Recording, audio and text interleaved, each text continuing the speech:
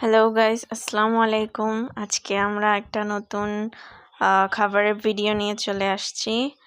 আজকে আমাদের বাসায় মেনুতে ছিল পোলাও। এই যে পোলাও নিয়ে নিলাম, উপরে কিছুটা বেরেস্তা দিয়ে দিলাম। এরপর ছিল এই যে ডিমের কোরমা। ডিমের কোরমাটা অনেক বেশি মজার ছিল। তো সাথে ছিল পেঁয়াজ, কাঁচামরিচ এবং লেবু। শসাটাও ছিল, কিন্তু শসাটা ফার্স্টে নিতে ভুলে গিয়েছি।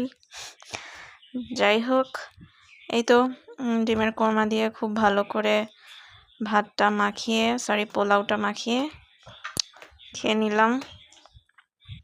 এবং সাথে ছিল কাঁচামরিচ।